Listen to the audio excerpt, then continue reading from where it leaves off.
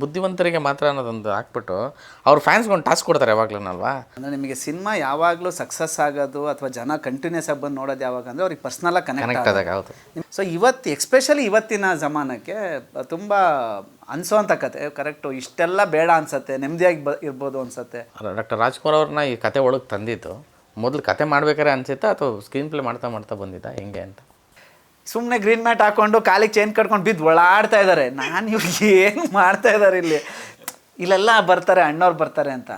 ಇವಾಗ AI ಎಲ್ಲ ಬಂದಿದೆ, ನೋಡೋರಿಗೆ ಅದು ಈಸಿ ಅಂತ ಅನ್ನಿಸ್ಬೋದು. ನಾವು ಡಿಸೈಡ್ ಮಾಡಿದ್ದು 2017ರಲ್ಲಿ. ಆಮೇಲೆ ಪಾಲಿಷ್ ಮಾಡಿ ಒಂದು 25 ವೆರೈಟಿ ವಾಯ್ಸ್ ಟೆಸ್ಟ್ ಮಾಡಿ ಮಾಡಿ ಮಾಡಿ ಫೈನಲ್ ವಾಯ್ಸು ಸಿನಿಮಾದಲ್ಲಿ ಬರೋದು. ನಮ್ಮ ಪ್ರೊಡ್ಯೂಸರ್ ಹೇಳು, ನೀನು ಫುಲ್ ಪಿಕ್ಚರ್ ಏನು ಮಾಡ್ತೀವೋ ಬಿಡ್ತೀವೋ ನಂಗೆ ಗೊತ್ತಿಲ್ಲ, ಅದೊಂದು ಸೀನ್ ಮಾತ್ರ ನಾನು ಅಣ್ಣವ್ರ ಫ್ಯಾನು ಕರೆಕ್ಟಾಗಿರಬೇಕು ಅಂತ ಯಾವಾಗಲೂ ಹೇಳೋರು. ಜಾಸ್ತಿ ಗ್ಲೋರಿಫೈ ಇಲ್ಲ ಕಾಮಿಡಿ ಜಾಸ್ತಿ ಮಾಡಿದ್ರೆ ಸೋಲ್ ಇಲ್ಲಿ ಹೋಗ್ಬಿಡುತ್ತೆ. ಆಮೇಲೆ ಇನ್ನೊಂದಷ್ಟು ಜನ ಥಿಯೇಟ್ರಲ್ಲಿ ಸಿಗ್ತವ್ರು ಹೇಳಿದ್ರು, ಆ ಚಪ್ಪಲಿ ಸೀನು ಭಾಳ ಇಷ್ಟ ಆಯಿತು ಅಂತಂದರು. ನಾನು ಉಪೇಂದ್ರ ಅವ್ರ ಮೊನ್ನೆ ಒಂದು ಇಂಟರ್ವ್ಯೂ ನೋಡ್ತಿದ್ದೆ. ಅದರಲ್ಲಿ ಹಿಂಗೆ ಅಂದರೆ ಅವರು ಬುದ್ಧಿವಂತರಿಗೆ ಮಾತ್ರ ಅನ್ನೋದೊಂದು ಹಾಕ್ಬಿಟ್ಟು ಅವ್ರ ಫ್ಯಾನ್ಸ್ಗೆ ಒಂದು ಟಾಸ್ಕ್ ಕೊಡ್ತಾರೆ ಯಾವಾಗ್ಲೂನಲ್ವಾ. ಅಂದರೆ ಯೋಚನೆ ಮಾಡ್ಕೊಳ್ಳಿ, ಆಯ್ತು ಏನೋ ಬಿಟ್ಟಿದ್ದೀನಿ ಅಂತ. ಅವರೇ ಇಮ್ಯಾಜಿನ್ ಮಾಡಿರಲ್ವಂತೆ, ಅವ್ರು ಯೋಚನೆ ಮಾಡಿರಲ್ವಂತೆ. ಅಷ್ಟು ಪರ್ಸೆಪ್ಷನ್ಗಳು ಅಂದರೆ ಪರ್ಸ್ಪೆಕ್ಟಿವ್ಗಳು ಇವ್ರಿಗೆ ಬರುತ್ತದೆ. ಆ ಥರ ಒಂದು ಒಳ್ಳೆ ಕಂಟೆಂಟ್ ಮಾಡಿದಾಗ ಅದೊಂದು ಹೊಸ್ದಾಗಿದ್ದಾಗ ಒಬ್ಬೊಬ್ಬರ ಪರ್ಸೆಪ್ಷನ್ ಒಂದೊಂದು ಆಗುತ್ತೆ ಅಂತ ಅನ್ಸುತ್ತೆ. ಆಮೇಲೆ ಪರ್ಸನಲಾಗಿ ಕನೆಕ್ಟ್ ಆಗ್ತಾರಲ್ಲ ಸರ್. ಅಂದರೆ ನಿಮಗೆ ಸಿನಿಮಾ ಯಾವಾಗಲೂ ಸಕ್ಸಸ್ ಆಗೋದು ಅಥವಾ ಜನ ಕಂಟಿನ್ಯೂಸ್ ಆಗಿ ಬಂದು ನೋಡೋದು ಯಾವಾಗ ಅಂದರೆ ಅವ್ರಿಗೆ ಪರ್ಸ್ನಲಾಗಿ ಕನೆಕ್ಟ್ ಆದಾಗ. ಹೌದು. ನಿಮಗೆ ಕತೆ ಅಥವಾ ಸಿನಿಮಾ ಪರ್ಸ್ನಲಾಗಿ ಕನೆಕ್ಟ್ ಆಗಲಿಲ್ಲ ಅಂದರೆ ಜನ ಪರ್ಸ್ನಲಾಗಿ ಬಂದು ನೋಡೋ. ನಿಮ್ಗೆ ಒಂದ್ಸಲಿ ಪರ್ಸ್ನಲಾಗಿ ಕನೆಕ್ಟ್ ಆಗೋಯ್ತು ಅಂದರೆ ಅವ್ರದ್ದು ಪರ್ಸ್ಪೆಕ್ಟಿವ್ಸ್ಗಳು ಅವ್ರವ್ರು ಹೇಳೋಕ್ಕೆ ಸ್ಟಾರ್ಟ್ ಮಾಡ್ತಾರೆ. ಓ ನನಗೆ ಇದಕ್ಕೆ ಕನೆಕ್ಟ್ ಆಯಿತು, ನನಗೆ ಇದಕ್ಕೆ ಕನೆಕ್ಟ್ ಆಯಿತು. ಸೊ ಇವ್ರು ಹೇಳ್ದಂಗೆ ಕಾಲಾಪತ್ತರು ಪರ್ಸ್ನಲಾಗಿ ಕನೆಕ್ಟ್ ಆಗಿದೆ ಜನಕ್ಕೆ. ಅಂದರೆ ಅದು ಎಸ್ಪೆಷಲಿ ಇವತ್ತಿಗೆ ಎಲ್ಲರೂ ಮ್ಯಾಕ್ಸಿಮಮ್ ನಾನು ನೋಡಿರೋ ಪ್ರಕಾರ ಬದುಕ್ತಾ ಇರೋದೆಲ್ಲ ಲೈಕ್ಸಿಗೆ, ಶೇರ್ಸಿಗೆ. ಫೋನ್ ಮಾಡಿದ್ರೆ ನಮ್ದೇನಪ್ಪ ನೀನು ಒಂದು ಶೇರು ಮಾಡಲ್ಲ ಅಥವಾ ನಂದೊಂಚೂರು ಲೈಕ್ ಮಾಡಪ್ಪ. ಸೊ ಎಲ್ಲರೂ ಪರ್ಸ್ನಲಾಗಿ ತಗೊತಾರೆ ಅದನ್ನು. ಓ ನಾನು ಹಿಂಗೆ ಬದುಕ್ತಾ ಇರೋದಲ್ವ, ನಮಗೂ ಇದು ಕನೆಕ್ಟ್ ಆಗತ್ತಲ್ವ ಅಂತ. ಸೊ ಎಸ್ಪೆಷಲಿ ಇವತ್ತಿನ ಜಮಾನಕ್ಕೆ ತುಂಬ ಅನಿಸೋವಂಥ ಕತೆ ಕರೆಕ್ಟು. ಇಷ್ಟೆಲ್ಲ ಬೇಡ ಅನ್ಸತ್ತೆ, ನೆಮ್ಮದಿಯಾಗಿ ಇರ್ಬೋದು ಅನ್ಸತ್ತೆ, ಖುಷಿಯಾಗಿರ್ಬೋದು ಅನ್ಸತ್ತೆ ಅಂತ ಅದು 100% ಅನ್ಸುತ್ತೆ ಇವತ್ತಿಗೆ.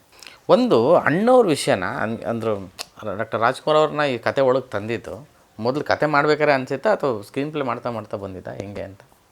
ಇಲ್ಲ, ಫಸ್ಟು ಕತೆ ಐಡಿಯಾ ಬಂದಾಗಲೇ ಒಂದು ಸ್ಟ್ಯಾಚ್ಯೂ ಅಂತ ಕತೆ ಬಂದಾಗ ಸಾಮಾನ್ಯವಾಗಿ ಯಾರ್ಯಾರು ಸ್ಟ್ಯಾಚ್ಯೂ ಇದೆ ಅಂತ ಹೊಳೋದ್ರೆ ನಮಗೆ ಕರ್ನಾಟಕದಲ್ಲಿರೋರಿಗೆ ಮ್ಯಾಕ್ಸಿಮಮ್ ಸ್ಟ್ಯಾಚ್ಯೂ ಕಾಣೋದು ಯಾರ್ದು?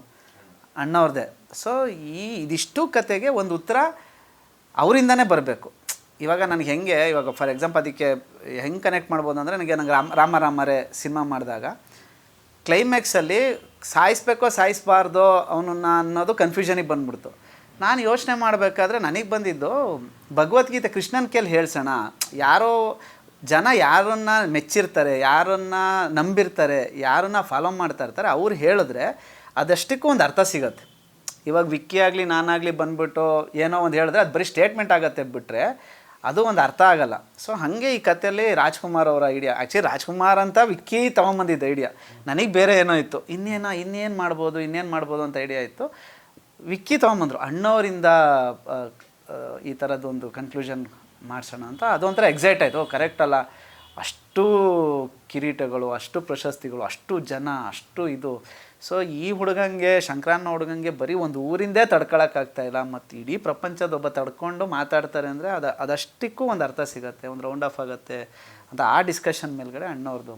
ಆಮೇಲೆ ನನಗೆ ತುಂಬ ಡೌಟ್ ಇತ್ತು, ಹೆಂಗೆ ತರ್ತಾರೆ ಗುರು ಇವ್ರು ಅಣ್ಣವ್ರನ್ನ. ಈಗ ಅಣ್ಣವ್ರನ್ನ ಹಿಂಗೆ ತರ್ತೀರ ನೀವು? ವಾಯ್ಸಲ್ಲಿ ತಂದರೆ ಅನ್ಸಲ್ಲ, ಯಾರೋ ಮಿಮಿಕ್ರಿ ಮಾಡಿದ್ದಾರೆ ಅಂತ ಅನ್ಸುತ್ತೆ. ಬಟ್ ಎಮೋಷನ್ಲಿ ಜನ ಕನೆಕ್ಟ್ ಆಗಬೇಕು. ನನಗೆ ಅದು ತುಂಬ ಡೌಟ್ ಇತ್ತು. ನಾನು ಕ್ಲೈಮ್ಯಾಕ್ಸ್ ಶೂಟಿಂಗಿಗೆ ಹೋಗಿದ್ದೆ, ಏನು ಮಾಡ್ತೀರಾ ಸ್ವಾಮಿ, ಹೆಂಗೆ ಸುಮ್ಮನೆ ಗ್ರೀನ್ ಮ್ಯಾಟ್ ಹಾಕ್ಕೊಂಡು ಕಾಲಿಗೆ ಚೈನ್ ಕಟ್ಕೊಂಡು ಬಿದ್ದು ಓಡಾಡ್ತಾ ಇದ್ದಾರೆ. ನಾನು ಇವ್ರಿಗೆ ಏನು ಮಾಡ್ತಾ ಇದ್ದಾರೆ ಇಲ್ಲೆಲ್ಲ ಬರ್ತಾರೆ ಅಣ್ಣವ್ರು ಬರ್ತಾರೆ ಅಂತ ನನಗೆ ಡೌಟು.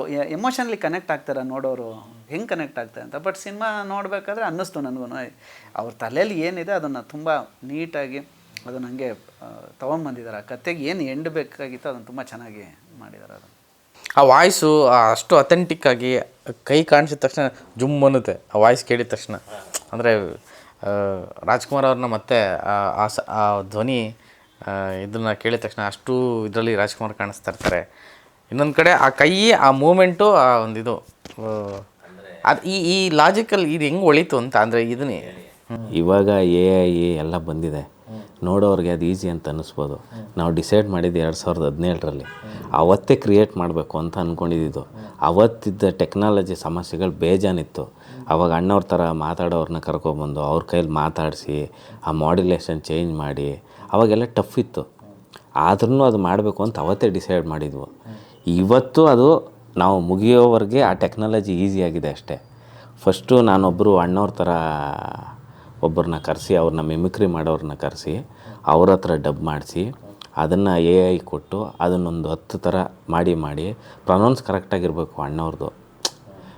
ಏನಂದರೆ ಅವ್ರದ್ದೊಂದು ಪಾಸು ಕನ್ನಡ ಎಲ್ಲ ಇರುತ್ತಲ್ಲ, ಅದನ್ನು ಕೊಟ್ಟು ಆಮೇಲೆ ಅವರು ಅಣ್ಣವ್ರದ್ದು ಅಷ್ಟು ಪದಗಳು ಒಂದೊಂದು ಅಕ್ಷರ ಹೇಳಿರ್ತಾರಲ್ಲ, ಅಕ್ಷರಗಳನ್ನೆಲ್ಲ ಕಲೆಕ್ಟ್ ಮಾಡಿ ಅವರು ಆಮೇಲೆ ಈ ಮಾತಾಡಿರೋರ ಮೇಲೆ ಅಣ್ಣವ್ರದ್ದು ಹಾಕಿ ಆ ಪಾಸ್ಗಳನ್ನೆಲ್ಲ ಫಸ್ಟು ಅವ್ರು ಹೆಂಗೆ ಮಾತಾಡಿದ್ದಾರೆ, ಪಾಸ್ ಎಲ್ಲೆಲ್ಲಿ ಕೊಡ್ತಾಯಿದ್ರು ಆ ಪಾಸ್ಗಳನ್ನ ಫಸ್ಟು ಯಾರೋ ನಮ್ಮ ಅಸೋಸಿಯೇಟ್ ಡೈರೆಕ್ಟ್ ಇಟ್ಬಿಟ್ಟು ಇಲ್ಲಿ ಪಾಸ್ ಕೊಡು ಅಂತ ಒಂದು ಡಮ್ಮಿ ರೆಕಾರ್ಡ್ ಮಾಡಿ ಅದ್ರ ಮೇಲೆ ಅವರು ಅಣ್ಣವ್ರ ಥರ ಮಾತಾಡೋರನ್ನ ಕರ್ಕೊಬಂದು ಅವ್ರ ಕೈಲಿ ಮಾತಾಡಿಸಿ ಅವ್ರ ಹತ್ರ ಪ್ರೊನೌನ್ಸ್ ಮಾಡೋ ವರ್ಡ್ಗಳನ್ನೆಲ್ಲ ಕರೆಕ್ಟಾಗಿ ಮಾಡಿಸಿ ಮತ್ತೆ ಅದನ್ನು AIಗೆ ಅಪ್ಲೈ ಮಾಡಿ ಅಣ್ಣವ್ರದ್ದು ಅಷ್ಟು ಅವ್ರು ಕನ್ನಡದಲ್ಲಿ ಎಷ್ಟೆಷ್ಟು ಪದಗಳು ವರ್ಡ್ಗಳನ್ನ ಯೂಸ್ ಮಾಡಿದ್ದಾರೆ ಆ ವರ್ಡ್ನೆಲ್ಲ ತೊಗೊಂಡು ಆಮೇಲೆ ಪಾಲಿಷ್ ಮಾಡಿ ಒಂದು 25 ವೆರೈಟಿ ವಾಯ್ಸ್ ಟೆಸ್ಟ್ ಮಾಡಿ ಫೈನಲ್ ವಾಯ್ಸು ಸಿನಿಮಾದಲ್ಲಿ ಬರೋದು. ಈ ಪಾಸ್ ಅಂತ ನನಗೆ ಜ್ಞಾಪಕ ಒಂದು ನಾನು ಕ್ಲೈಮ್ಯಾಕ್ಸ್ ಶೂಟಿಂಗ್ ಹೋಗಿದ್ದೆ. ಇವರು ಕಾಲೇಜ್ ಚೈನ್ ಕಟ್ಕೊಂಡು ಓದಾಡ್ತಾ ಇರ್ತಾರಲ್ಲ, ಅಣ್ಣವ್ರದ್ದು ಡೈಲಾಗ್ ತೋರಿಸೋದು, ಇದು ಅಣ್ಣವ್ರ ಡೈಲಾಗು ಅಂತ. ನಾವು ಸುಮ್ಮನೆ ಡಿಸ್ಕಷನಲ್ಲಿ ಇದು ಬೇಡ ಅನ್ಸತ್ತೆ, ಇದು ಬೇಡ. ಇವ್ರು ಮಾತಾಡ್ತಾರೆ, ಇಲ್ಲ ಸ್ವಾಮಿ ಪಾಸ್ ಹೊಡಿಯತ್ತೆ ಅಂತ. ನಾನು ಇದೇನು ಪಾಸ್ ಹೊಡಿಯತ್ತೆ ಇವರಿಗೆ ಇವಾಗ ಹೇಳ್ತಾ ಇರೋದಕ್ಕೆ ನನಗೆ ಗೊತ್ತಾಗ್ತಾ ಇರೋದು, ಇದು ಇಷ್ಟು ವರ್ಕ್ ಇತ್ತಲ್ಲ ಪಾಸ್ ಅಂದರೆ ಅವರು ಪ್ರೊನೌನ್ಸಿಯೇಷನ್ ಅವರು ಮಾತಾಡೋದು, ನಾನು ಮಾತಾಡೋದು ಬೇರೆ, ನೀವು ಮಾತಾಡೋದು ಬೇರೆ, ಆ ವೇರಿಯೇಷನ್ಸ್ಗಳು. ಸೊ ಅವತ್ತು ಅಲ್ಲಿ ತುಂಬ ಡಿಸ್ಕಸ್ ಮಾಡಿದ್ವಿ, ಇಲ್ಲ ಇದು ಪಾಸ್ ಹೊಡಿಯತ್ತೆ ಬೇಡ ಅಂತ. ಸೊ ಅದರಲ್ಲಿ ಆ ವಿಚಾರ ಸಿಕ್ಕಾಪಟ್ಟೆ ಫೋಕಸ್ಡ್ ಆಗಿದ್ರು, ಕಾನ್ಷಿಯಸ್ ಆಗಿದ್ರು. ಅಂದರೆ ಅದಕ್ಕೆ ಮೋಸ್ಟ್ಲಿ ಇವತ್ತು ಅಷ್ಟು ಅನ್ನಿಸ್ತಾ ಇರೋದು ಜನಕ್ಕೆ, ಎಮೋಷನಲಿ ಕನೆಕ್ಟ್ ಆಗ್ತಾ ಇದ್ದಾರೆ ಜನ. ಅದನ್ನು ನೋಡಿದಾಗ ನೀವು ಹೇಳ್ದಂಗೆ ಮೈ ಜುಮ್ಮ. ಹೌದು ಪಾಯಿಂಟು. ಅದು ಫಸ್ಟ್ ಟೈಮು ಎಲ್ಲ ಶೂಟ್ ಮಾಡಿ ಗ್ರೀನ್ ಮ್ಯಾಟ್ ಇದ್ದಾಗಲೇ ಒಂದು ಡಮ್ಮಿ ವಾಯ್ಸ್ ಮಾಡಿದ್ರಲ್ಲ, ಅದರಲ್ಲಿ ಎಡಿಟ್ ಮಾಡಬೇಕಲ್ಲ CG ಕೊಡೋಕ್ಕಿಂತ ಮುಂಚೆ ರಫ್ ಎಡಿಟು. ಅದು ಮಾಡಬೇಕಾದ್ರೆ CG ಅವನು ಕೊಟ್ಟಾಗಲೇ ಏನು ಬರುತ್ತೆ ಅಂತ ಇದ್ದ. ಅವ್ನಿಗೆ ಹೇಳಿದ್ವು ಈ ಥರ ಕ್ರಿಯೇಟ್ ಮಾಡಬೇಕು, ಫುಟೇಜ್ ತೊಗೋಬೇಕು, ಅದನ್ನು ಎರೈಸ್ ಮಾಡಬೇಕು, ಅದ್ರಲ್ಲಿ ಹಿಂಗೆ ಕ್ರಿಯೇಟ್ ಮಾಡಬೇಕು, ಮ್ಯಾಕ್ಸಿಮಮ್ ಲಿಪ್ ಸಿಂಕಿಗೆ ಟ್ರೈ ಮಾಡೋಣ, ಅವ್ರ ಥರ ಕ್ರಿಯೇಟ್ ಇನ್ನೊಂದು ಏನಂದರೆ ಅಣ್ಣವ್ರ ಥರ ಇರೋರನ್ನೇ ಕರ್ಕೊಬಂದು ಸ್ವಲ್ಪ ಶೂಟ್ ಮಾಡಿ ಅದು ಫೇಸ್ ಮ್ಯಾಪಿಂಗ್ ಹೇಳ್ತಾರಲ್ಲ, ಅದು ಮ್ಯಾಚ್ ಆಗದೆ ಎಕ್ಸ್ಪ್ರೆಷನ್ ಸರಿಯಾಗಿ ಬರದೆ ಆ ಫುಟೇಜು ಡಿಲೀಟ್ ಮಾಡಿದ್ದೀನಿ. ಮ್ಯಾಕ್ಸಿಮಮ್ ಲೆವೆಲ್ ಎಫರ್ಟ್ ಹಾಕಿದೆ ಟೆಕ್ನಾಲಜಿಯಲ್ಲಿ. ಬಟ್ಟು ಅದು ಅಥೆಂಟಿಕ್ ಆಗಿ ಸಿಗಲಿಲ್ಲ, ನೋಡೋರಿಗೆ ಆಭಾಸ ಥರ ಆಗಬಾರ್ದು ಅಂತೇಳಿ ಮ್ಯಾಕ್ಸಿಮಮ್ ಚೆನ್ನಾಗೂ ಕಾಣಬೇಕು. ಅದು ಯಾಕೋ ಇದು ಮಾಡಿಬಿಟ್ರು ಅಂತಲೂ ಅನ್ನಿಸ್ಬಾರ್ದು. ತುಂಬ ದೊಡ್ಡ ಜವಾಬ್ದಾರಿ ಇತ್ತು. ನಮ್ಮ ಪ್ರೊಡ್ಯೂಸರ್ ಹೇಳು, ನೀನು ಫುಲ್ ಪಿಕ್ಚರ್ ಏನು ಮಾಡ್ತೀವೋ ನಂಗೆ ಗೊತ್ತಿಲ್ಲ, ಅದೊಂದು ಸೀನ್ ಮಾತ್ರ ನಾನು ಅಣ್ಣವ್ರ ಫ್ಯಾನು ಕರೆಕ್ಟಾಗಿರಬೇಕು ಅಂತ ಯಾವಾಗಲೂ ಹೇಳೋರು. ಅದಕ್ಕೋಸ್ಕರನೇ ತುಂಬ ಜಾಸ್ತಿ ರಿಜಿಸ್ಟ್ರು ಆಗಬಾರ್ದು, ತುಂಬ ಪರ್ಫೆಕ್ಟ್ ಅಂತಲೂ ಅನ್ನಿಸ್ಬಾರ್ದು. ಬಟ್ ವಾಯ್ಸ್ ಮಾತ್ರ 1000% ಕರೆಕ್ಟ್ ಇರ್ಬೋದು. ವಿಜುವಲಿ ಹೆಚ್ಚು ಕಡಿಮೆ ನಡೀತೆ, ಯಾಕಂದರೆ ಅದು ಕ್ರಿಯೇಟ್ ಮಾಡೋಕ್ಕೆ ಆಗ್ತಾ ಇರಲಿಲ್ಲ. ಯಾಕಂದರೆ ಅಣ್ಣವರು ಕಾಲದಲ್ಲಿ ಫುಲ್ HD ಏನು ಹೇಳ್ತಾರೆ 1K 2K 4Kಲಿ ಯಾವ ವಿಜುವಲ್ಲು ಶೂಟ್ ಮಾಡಿಲ್ಲ, ಎಲ್ಲ ಇರೋದು 480p. ನಾವು ರೆಫರೆನ್ಸ್ ತೊಗೊಂಡ್ರು ಕ್ವಾಲಿಟಿ ಸಿಗ್ತಾ ಇರಲಿಲ್ಲ ಕ್ರಿಯೇಟ್ ಮಾಡೋದಕ್ಕೆ. ಇನ್ನೊಂದು 2-3 ವರ್ಷದಲ್ಲಿ ಶುರುವಾಗ್ಬೋದು, ಆಗ್ಬೋದು. ಈಗ ಪ್ರೆಸೆಂಟಲ್ಲಿ ಅವರು ಕ್ಯಾಪ್ಚರ್ ಮಾಡೋದು ಕಷ್ಟ. ಬೇರೆ ಈಗ 4Kಲಿ ಏನಾದರೂ ನಿಮ್ಮದು ಶೂಟ್ ಮಾಡಿಕೊಂಡ್ರೆ ಮಾಡ್ಬೋದು ಇವಾಗ. ಅವ್ರ ಕಾಲದಲ್ಲಿ ಅಷ್ಟು ಕ್ವಾಲಿಟಿ ವಿಡಿಯೋ ಸಿಗಲಿಲ್ಲ, ಅದರಿಂದ ಅದಾಗದಿದ್ದಕ್ಕೆ ಇದು ಪರ್ಯಾಯವಾಗಿ ಮಾಡಿದ್ದು. ಆ್ಯಕ್ಚುಲಿ ಇಡೀ ಸಿನಿಮಾದಲ್ಲಿ ಒಂದು ರಾಜಕಟ್ಟೆ ಅಂತ ಹಿಂಗೆ ಕಲ್ಲು ಒಂದು ತೋರಿಸ್ತೀವಲ್ಲ, ಆ ಕಟ್ಟೆ ಮೇಲೆ ಕೂತಿರ್ತಾರೆ, ಅಲ್ಲೇ ಸೀನ್ ಓಪನ್ ಮಾಡೋದು ಅಂತ ಇದ್ದಿದ್ದು. ಇಡೀ ಕಥೆನ ಅಣ್ಣವರು, ಈ ವ್ಯಕ್ತಿ ಮತ್ತು ಆ ಸ್ಟ್ಯಾಚು ಎರಡನ್ನೂ ಅಣ್ಣವರು ನೋಡ್ತಾ ಕೂತಿರ್ತಾರೆ ಈ ಕಥೆಯನ್ನು ಅಂತ ಇದ್ದಿದ್ದು. ಬಟ್ ಟೆಕ್ನಾಲಜಿ ನಮಗೆ ಸಪೋರ್ಟ್ ಇಲ್ಲದೆ ಇರೋದ್ರಿಂದ ಚೇಂಜ್ ಮಾಡಿದ್ದು ಅಷ್ಟೇ. ಆ ಮೆಟಾಫರ್ಗಳು ತುಂಬ ಇಷ್ಟ ಆಯ್ತು. ಅಂದರೆ ಬಿಗಿನಿಂಗ್ಗೆ ಒಂದು ಸಿನಿಮಾ ಮೂಡನ್ನ ತಂದು ಕೂರಿಸ್ತಿರಲ್ಲ, ಆ ಒಂದು ಪ್ರದೇಶದಲ್ಲಿ ಕತೆ ನಡೆಯುತ್ತೆ ಅನ್ನೋ ಒಂದು ಮೂಡನ್ನ ಕೂರಿಸೋದಕ್ಕೆ ಬಿಗಿನಿಂಗ್ ಒಂದು ಹಾಡು ಮತ್ತು ಕಂಪ್ಲೀಟ್ ಆ್ಯಂಬಿಯನ್ಸ್ನ ತೊಗೊಂಬಂದು ಕೂರಿಸ್ತೀರ. ಆ ಕೂರಿಸಿದ ಜೊತೆಗೆ ಒಂದಷ್ಟು ವಿಷಯಗಳನ್ನ ಅಂಬೇಡ್ಕರ್ ಅವರು, ಬಸವಣ್ಣ ಅವರು, ಅವ್ರದ್ದು ಸಿದ್ಧಾಂತಗಳು ಮತ್ತು ಈಸಬೇಕು ಇದು ಜಯಿಸಬೇಕು ಅಣ್ಣವ್ರದ್ದು ಆ ವಿಷಯಗಳೆಲ್ಲ ಬರುತ್ತಲ್ಲ. ಅಂದರೆ ಅವರು ಆ ಮೂಮೆಂಟ್ ಅಲ್ಲಿಗೆ ಒಂದು ಫಾರ್ಮೇಷನ್ ಕೂತ್ಕೊಳ್ಳುತ್ತೆ. ಅಂದರೆ ತುಂಬ ಜನ ಅನ್ಕೋಬೋದು ತುಂಬ ಇಂಟೆಲೆಕ್ಚುಯಲ್ ಫಿಲಮ್ಮು, ಆ ಥರ ಸಿನಿಮಾ, ಈ ಥರ ಹಿಂಗೆಲ್ಲ. ಅಂದರೆ ಇದನ್ನು ಇನ್ನೊಂದು ಬೇರೆ ರೀತಿಯವರು ಕಮರ್ಷಿಯಲ್ ಆಗು ತದ್ವಾ ಕಾಮಿಡಿ ಮಾಡಿ ಡೈಲಾಗ್ಸ್ ಹಾಕಿ ಹಂಗೂ ಮಾಡ್ಬೋದಿತ್ತು. ಬಟ್ ಇದೊಂದು ಪ್ಯಾಟರ್ನ್ ಆಫ್ ಈ ಥರದೊಂದು ಕಥೆನ ಸಿಕ್ಕಾಗಲಿ ಇದನ್ನು ಪ್ರೆಸೆಂಟ್ ಮಾಡೋದೇ ತುಂಬ ಚಾಲೆಂಜ್ ಅಂತ ಹೇಳ್ತಿದ್ರು ಕಥೆಗಾರರು. ನಿಮ್ಗೆ ಅನಿಸಿದ್ದು ಅಂದರೆ ನಿಮಗೆ ಈ ಒಂದು ಪ್ಯಾಟರ್ನ್ ಕೂರಿಸಿ ಅದನ್ನು ತೊಗೊಂಡೋಗೋ ಅಂಥ ಕೆಲಸ ಆಗಿದ್ದಂಗೆ? ನಾನು ಇಲ್ಲಿ ಯಾಕೆ ತುಂಬ ಜನ ಹೇಳಿದ್ರು ಇನ್ನು ಕಾಮಿಡಿ ಜಾಸ್ತಿ ಮಾಡ್ಬೋದು, ಗ್ಲೋರಿಫೈ ಮಾಡಿ, ಜಾಸ್ತಿ ಗ್ಲೋರಿಫೈ ಇಲ್ಲ ಕಾಮಿಡಿ ಜಾಸ್ತಿ ಮಾಡಿದ್ರೆ ಸೋಲ್ ಇಲ್ಲಿ ಹೋಗ್ಬಿಡುತ್ತೆ. ಆ ಕಥೆದೊಂದು ಸೋಲ್ ಇದೆಯಲ್ಲ ಜರ್ನಿ, ಆ ಭಯದ ಜೊತೆ ಚಿಕ್ಕದಾಗಿರ್ಬೇಕಷ್ಟೇ ಕಾಮಿಡಿ. ನಾವು ಅದಕ್ಕೆ ಸಪ್ರೇಟ್ ಎಪಿಸೋಡ್ ಮಾಡಿಬಿಟ್ರೆ ನಾವು ಹೋಗೋ ದಾರಿಗಿಂತ ಫುಟ್ಪಾತೇ ಅಗಲವಾಗಿ ಕಾಣುತ್ತೆ ಅಂತಾರಲ್ಲ, ಮೇನ್ ರೋಡ್ಗಿಂತ ಫುಟ್ಪಾತ್ ಆಗಲ್ಲ, ಹಂಗೆ ಆಗ್ಬಿಡುತ್ತೆ ಅಂತ ಎಷ್ಟು ಬೇಕಷ್ಟೇ ತುಂಬ ಸಟೈರ್ ಥರ ಆ ಪ್ರೆಸೆಂಟಲ್ಲಿ ಆ ಸಿಚುವೇಶನಲ್ಲಿ ಅವ್ನಿಗೆ ಏನು ಅನ್ಸುತ್ತೆ ಅಷ್ಟೇ ಹೇಳ್ತಾನೆ. ಎಕ್ಸ್ಟ್ರಾ ಅವ್ನು ಯಾರಿಗೂ ಬುದ್ಧಿವಾದ ಹೇಳಲ್ಲ, ಎಕ್ಸ್ಟ್ರಾ ಯಾವುದ್ಯಾವುದೋ ವಿಷಯ ಗೊತ್ತಿಲ್ದಿರೋದು ಏನು ಹೇಳೋಕ್ಕೋಲ್ಲ, ಯಾವುದೇ ಎಕ್ಸಾಂಪಲ್ ಕೊಡಲ್ಲ, ಬೇಕು ಅಂತಲೇ ಕಟ್ ಮಾಡಿದ್ದು ಅದನ್ನು. ಅಲ್ಲೇನೋ ಇನ್ನೂ ತುಂಬ ಕಾಮಿಡಿ ಮಾಡಿಬಿಡ್ಬೋದಾಗಿತ್ತು, ಅದು ಹಂಗಾಗಲ್ಲ. ಅಲ್ಲಿ ಪ್ರಾಬ್ಲಮ್ಮೇ ಹೊಸ್ದಾಗಿರೋದ್ರಿಂದ ಹಿಂಗೆ ಹೋಗ್ಬೇಕು. ಒಂದಷ್ಟು ಜನ ಸೆಕೆಂಡ್ ಹಾಫಲ್ಲಿ ಅವ್ನು ಕಾಯೋದು ಪರ್ಸ್ಪೆಕ್ಟಿವ್ ಅಂತ ಹೇಳಿದ್ರು. ನಾನು ಹೇಳಿದೆ ಎಲ್ಲ ಪರ್ಸ್ಪೆಕ್ಟಿವ್ ತೋರಿಸ್ಬಿಟ್ಟೆ ಮುಂದಕ್ಕೆ ಹೋಗ್ಬೇಕು. ಈಗ ನಾನು ಅದನ್ನು ಕಟ್ ಮಾಡಿದೆ ಅಂತ ಅಂದ್ಕೊಳ್ಳಿ, ಹಿಂಗೆ ಕಾಯೋಕ್ಕೆ ಶುರು ಮಾಡ್ದಂಗೆ ಕಟ್ ಮಾಡಿದ್ರೆ ಹೆಂಗೆ ಕಾಯ್ದ ಅಂತಲೇ ಗೊತ್ತಾಗಲ್ವಲ್ಲ. ಯಾವ್ಯಾವ ಸ್ಟೈಲಲ್ಲಿ ಕಾಯ್ದ ಅಂತ, ದೂರದಲ್ಲಿ ಕೂತ್ಕೊಂಡು ಕಾದ, ಹತ್ರ ಕಾಯ್ದ, ಜನ ನೋಡಿಸ್ತಾ, ಅದು ಹೇಳಲೇಬೇಕು. ಅದಕ್ಕೆ ಅಲ್ಲೊಂದು ಸಾಂಗ್, ಅದೊಂದು 3.5 ನಿಮಿಷ ಸಾಂಗ್ ಮಾಡಿರೋದೆ ಅದಕ್ಕೆ. ಅವ್ನಿಗೆ ಯಾವ್ಯಾವ ಆ್ಯಂಗಲಲ್ಲಿ ಪ್ರಾಬ್ಲಮ್ ಬಂತು ಅವ್ರನ್ನೆಲ್ಲ ಯಾಕೆ ಹಿಂದೆ ಕಳಿಸ್ತಾ ಅನ್ನೋದೊಂದು 5 ನಿಮಿಷ ಹಂಗೆ ಇಟ್ಟಿರೋದು. ಅದ್ರ ಬಗ್ಗೆ ಒಂದಷ್ಟು ಜನ ಹೇಳಿದ್ರು ಕಾಯೋದು ಸ್ವಲ್ಪ ಕಮ್ಮಿ ಮಾಡ್ಬೋದಾಗಿತ್ತು ಅಂತಂದರು. ಅದು ಕಮ್ಮಿ ಮಾಡಬೇಕು ಅಂತ ನನಗೂ ಗೊತ್ತಿತ್ತು, ಬಟ್ ಎಲ್ಲ ಪಾಯಿಂಟ್ ಆಫ್ ವ್ಯೂಯಿಂದ ಹೇಳಲೇಬೇಕಾಗಿತ್ತು, ಅದು ಇಡಲೇಬೇಕು. ತುಂಬ ಶಾರ್ಪಾಗಿ ಕಟ್ ಮಾಡಿದ್ರೆ ರಿಜಿಸ್ಟರ್ ಆಗಲ್ಲ. ಅದೊಂದು ಸಮಸ್ಯೆ ಅದರಲ್ಲಿ ಇದ್ದೇ ಇತ್ತು ಯಾವಾಗ್ಲೂ.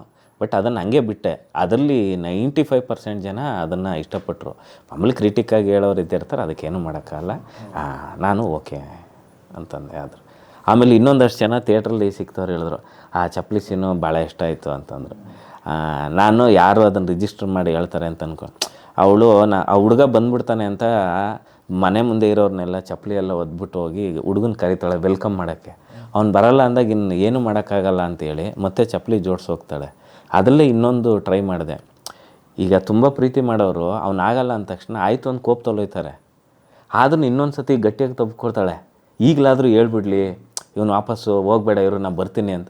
ಅವಳು ಇನ್ನೂ ಒಂದು ಸರಿ ಟ್ರೈ ಮಾಡಿ ಹಗ್ ಮಾಡ್ತಾಳೆ. ಆಗಲೂ ಅವನೇನು ರಿಯಾಕ್ಟ್ ಮಾಡಲ್ವಲ್ಲ, ಅವಾಗ ಅವಳು ಮುಗೀತಿಲ್ಲಿಗೆ ಅಂತ ಹೋಗ್ತಾಳೆ. ಇದನ್ನೆಲ್ಲ ಪಾಯಿಂಟ್ ಔಟ್ ಮಾಡಿ ಹೇಳ್ತಾ ಇದ್ದಾರಲ್ಲ, ಅದು ನಂಗೆ ಭಾಳ ಖುಷಿಯಾಯಿತು.